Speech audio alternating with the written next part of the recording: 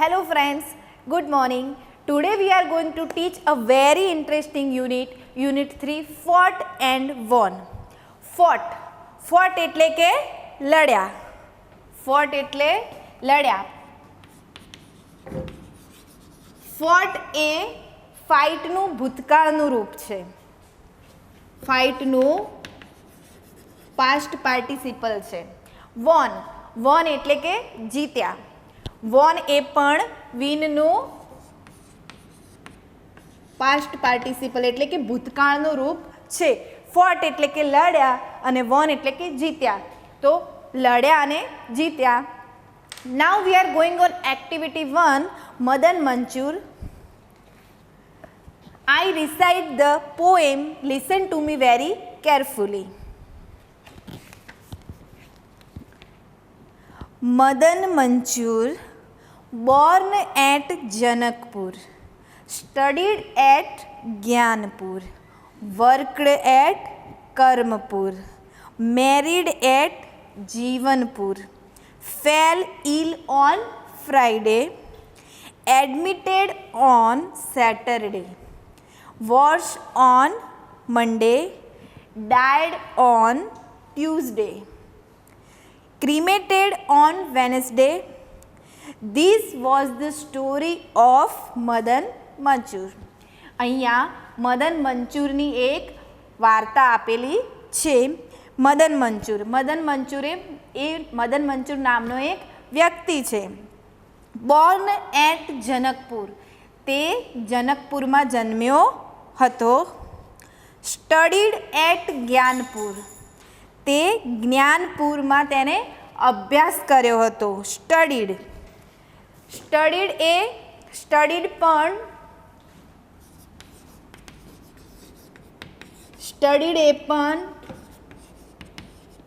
સ્ટડીનું past participle એટલે કે ભૂતકાળનું રૂપ છે. સ્ટડીડ એટ જ્ઞાનપુર એટલે કે તેને જ્ઞાનપુરમાં અભ્યાસ કર્યો હતો. વર્કડ એટ કર્મપુર, એને કર્મપુરમાં એને વર્ક એટલે કે કામ કર્યું હતું. પણ વર્કડ એ પણ વર્કનું શું છે? પાસ્ટ પાર્ટિસિપલ એટલે કે ભૂતકાળનું રૂપ છે. મેરીડ એટ જીવનપુરમાં તેને લગ્ન કર્યા. મેરીડ એટલે લગ્ન કર્યા. મેરીડ એ પણ મેરીનું પાસ્ટ પાર્ટિસિપલ ભૂતકાળનું રૂપ છે.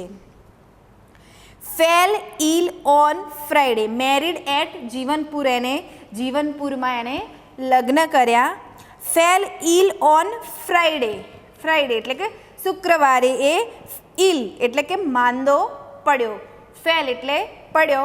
ફેલ એ પણ ફોલનું શું છે? ભૂતકાળનું રૂપ છે. ફોલનું ભૂતકાળનું રૂપ છે ફેલ ઇલ ઓન ફ્રાઈડે, શુક્રવારે તે માંદો પડ્યો. એડમિટેડ ઓન સેટરડે, શનિવારે તેને દાખલ કર્યો. શનિવારે તેને દવાખાનામાં એટલે કે હોસ્પિટલમાં દાખલ કર્યો. એડમિટેડ એ પણ એડમિટનું શું છે? પાસ્ટ પાર્ટિસિપલ ભૂતકાળનું રૂપ છે. વોર્સ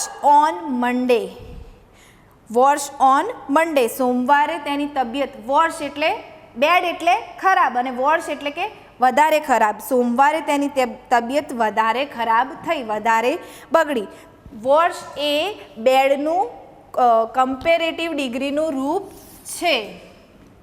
વોર્સ ઓન મંડે એટલે કે સોમવારે તેની તબિયત વધારે ખરાબ થઈ. વોર્સ એટલે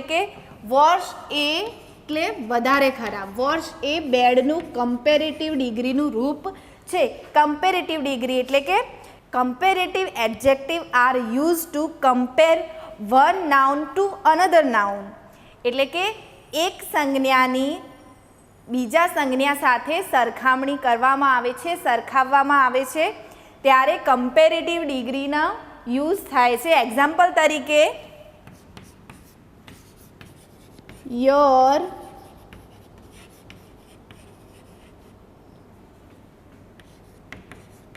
your handwriting is worse than my handwriting. Example તરીકે your handwriting is worse than my handwriting. તારી હેન્ડરાઇટિંગ એટલે કે તારા હસ્તાક્ષર મારા હસ્તાક્ષર કરતાં વધારે ખરાબ છે. તારા અક્ષરો મારા અક્ષર કરતાં વધારે ખરાબ છે. તો મિત્રો વર્સ ઓન મંડે સોમવારે મદન મંચુરની તબિયત વધારે ખરાબ થઈ, વધારે બગડી ગઈ. Dyed on Tuesday. ડાયડ એટલે કે મરણ પામ્યો. ટ્યુઝડે એટલે કે મંગળવારે તે મરણ પામ્યો. ડાયડ એ ડાયનું પાસ્ટ પાર્ટિસિપલ એટલે કે ભૂતકાળનું રૂપ છે. ક્રિમેટેડ ઓન વેનસડે. ક્રિમેટેડ એટલે કે અગ્નિદાહ કરવો, અગ્નિ સંસ્કાર કરવા. ઓન વેનસડે બુધવારે તેને અગ્નિદાહ કર્યો, બુધવારે તેને અગ્નિ સંસ્કાર કર્યા. This was the story. એવી આ વાર્તા હતી. ઓફ મદન મંચુર. એવી આ વાર્તા મદન મંચુરની હતી. તો મિત્રો હવે આપણે આ મદન મંચુરની જે વાર્તા છે એ ફરીથી એકદમ કેરફુલી સાંભળીશું અને સમજીશું. Madan Manchur born at Janakpur. જનકપુરમાં તે જન્મ્યો. સ્ટડીડ એટ જ્ઞાનપુરમાં તેને અભ્યાસ કર્યો. વર્કડ એટ કર્મપુરમાં તેણે કામ કર્યું. મેરીડ એટ જીવનપુર અને જીવનપુરમાં તેને લગ્ન કર્યા. Fell ill on Friday. Ill એટલે કે માંદા પડવું. શુક્રવારે તે માંદો પડ્યો. Admitted on Saturday. શનિવારે દાખલ કર્યો એટલે કે શનિવારે તેને હોસ્પિટલમાં એટલે કે દવાખાનામાં દાખલ કર્યો. વર્સ ઓન મંડે એટલે કે સોમવારે તેની તબિયત વર્ષ એટલે કે વધારે ખરાબ થઈ ગઈ, વધારે બગડી ગઈ. ડાયડ ઓન ટ્યુઝડે અને પછી તે મંગળવારે તે મરણ પામ્યો. ક્રિમેટેડ ઓન વેનસડે. ક્રિમેટેડ એટલે કે અગ્નિદાહ કરવો, જે અગ્નિ સંસ્કાર કરે છે તેને કહેવાય છે ક્રિમેટેડ. ક્રિમેટેડ ઓન વેનસડે એટલે કે બુધવારે તેનો અગ્નિદાહ કર્યો, બુધવારે તેને અગ્નિ સંસ્કાર કરવામાં આવ્યો. This was the story of Madan Manchur. અને આ એક મદન મંચુરની વાર્તા હતી. હવે આપણે આ વાર્તાની અંદર એક જેવા કેટલાક શબ્દો આપેલા છે કે જેમનો પાછળનો પ્રાસ સરખો થાય છે એવા કેટલાક શબ્દો આપેલા છે. એ શબ્દો આપણે આ પોએમમાંથી શોધીએ અને લખવાના છે. તો મિત્રો અહીંયા કેટલાક શબ્દો આપેલા છે એક્ઝામ્પલ તરીકે. એ રીતે આપણે કાવ્યમાંથી પોએમમાંથી એના જેવા જ શબ્દો શોધી અને આપણે નીચે લખવાના છે. ફર્સ્ટ છે સ્ટડીડ,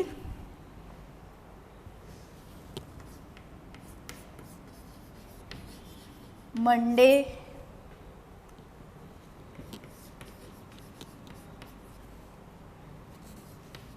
જનકપુર અને બાકી લાસ્ટમાં છે બાકી રહેતા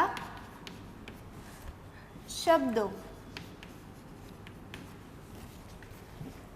સો ફ્રેન્ડ્સ આપણે જોઈશું કે પોએમની અંદર સ્ટડીડ જેવા બીજા કેટલા શબ્દો આપેલા છે. તો એક તો છે સ્ટડીડ, પછી છે વર્કડ. સ્ટડીડ એટલે કે ભણ્યા, વર્કડ એટલે કે કામ કર્યું. પછી છે મેરીડ, મેરીડ એટલે કે લગ્ન કર્યા. એના પછી છે એડમિટેડ. એડમિટેડ એટલે કે તેમને એડમિટેડ એટલે કે દાખલ કર્યા. મદન મંચુરને હોસ્પિટલમાં દાખલ કર્યા હતા. ડાયડ, ડાયડ એટલે કે મરણ પામ્યા, મૃત્યુ પામ્યા. એન્ડ લાસ્ટ છે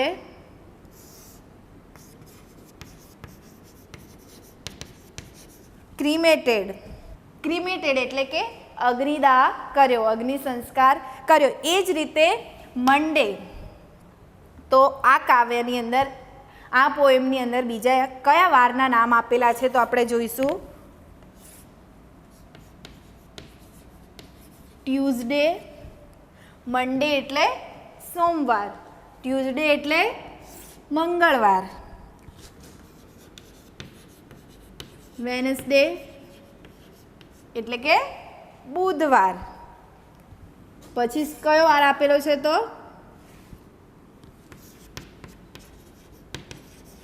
ફ્રાઈડે. ફ્રાઈડે એટલે શુક્રવાર. અને લાસ્ટ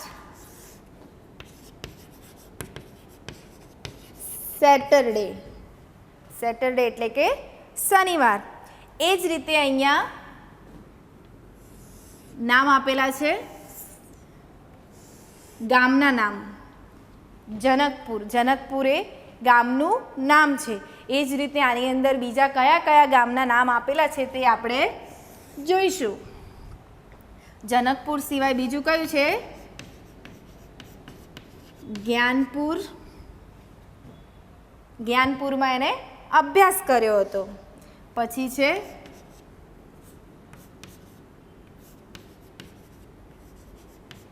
કર્મપુર. કર્મપુરમાં તેણે શું કર્યું હતું? મદન મંચુરે કામ કર્યું હતું. એના પછી છે જીવનપુર. જીવનપુરમાં એને લગ્ન કર્યા હતા. હવે આ અંદર તો કાવ્યની અંદર આપેલા શબ્દો તો આપણે શોધીને લખી કાઢ્યા, પણ હવે આપણે એની અંદર બાકી રહેતા શબ્દો જે નથી આપેલા એ શબ્દો આપણે શોધીને લખવાના છે. તો કયા કયા છે? તો મદન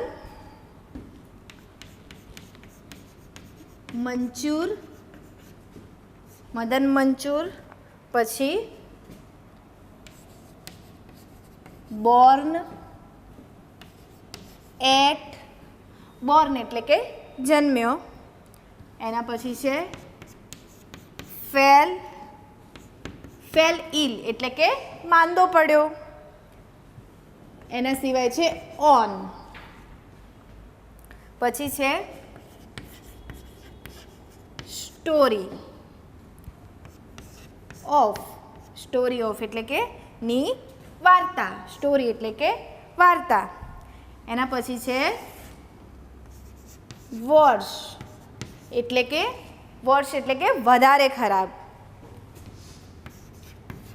અને વોઝ. તો આપણે આ કાવ્યની અંદરથી આવા શબ્દો શોધીને લખ્યા. તમે પણ તમારી બુકમાં આ જ રીતે શબ્દો શોધી અને લખજો. Now we are going on activity 3. Here is a one story.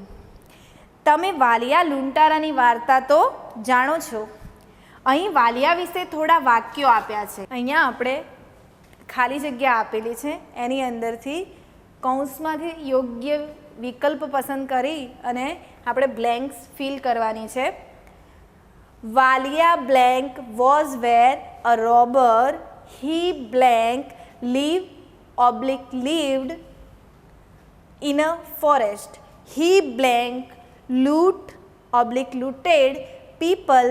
So people blank was were afraid of him.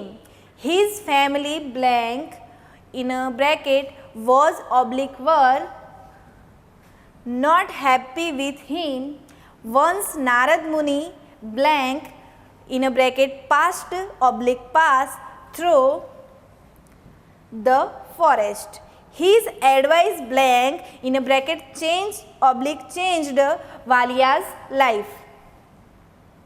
Valia the robber became Valmiki the saint.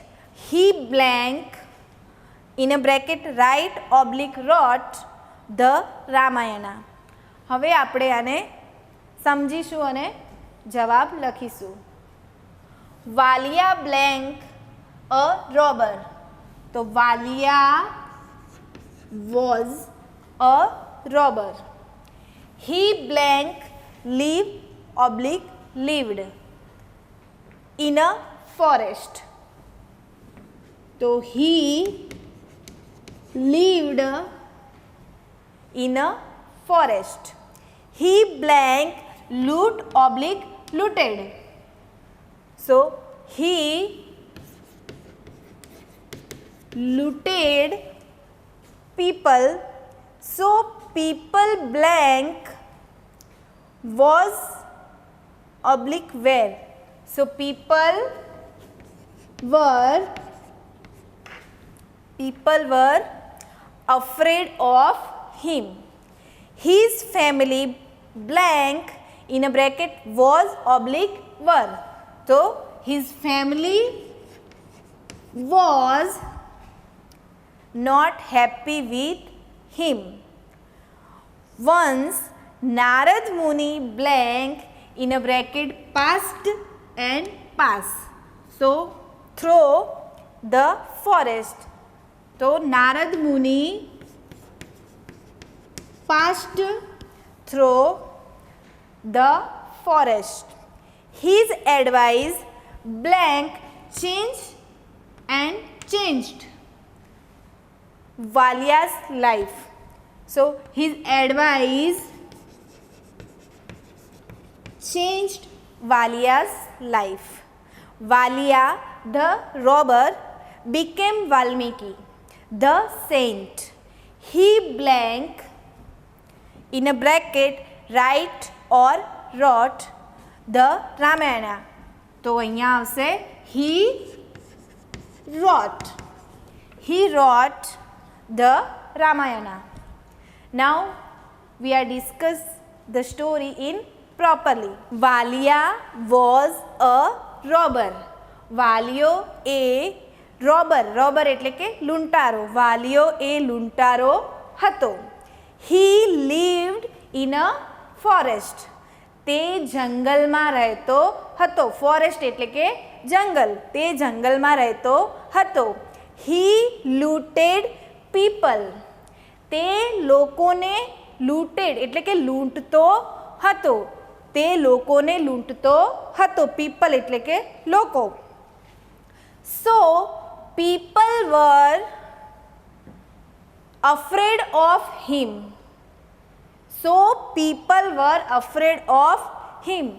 તેથી લોકો તેનાથી afraid એટલે કે ડરતા હતા. His family was not happy with him. His family એટલે કે તેની ફેમિલી, તેનો પરિવાર તેનાથી હેપી એટલે કે ખુશ હતો નહીં. વન્સ એક વખત નારદ મુનિ પાસ્ડ થ્રો ધ ફોરેસ્ટ. એક વખત નારદ મુનિ ફોરેસ્ટ એટલે કે જંગલ તરફથી જઈ રહ્યા હતા. પાસ્ડ એટલે કે જઈ રહ્યા હતા. His advice changed Valia's life. અને નારદ મુનિની એડવાઇસ એટલે કે સલાહથી વાલિયાની જે લાઈફ, વાલિયાની જિંદગી, વાલિયાનું જીવન ચેન્જ થઈ ગયું એટલે કે બદલાઈ ગયું. The robber, Valia the robber, Valiyo લૂંટારો. બીકેમ વાલ્મીકી, વાલિયો લૂંટારો શું બની ગયો? વાલ્મીકી. ધ સેન્ટ, એક સંત, સેન્ટ એટલે કે સંત બની ગયો. વાલિયો લૂંટારો, વાલ્મીકી સંત બની ગયો. હી રોટ ધ રામાયણા. અને પછી તેમણે રામાયણ લખી. તો ખબર પડી ગઈ ને આ વાર્તામાં? Okay, very good.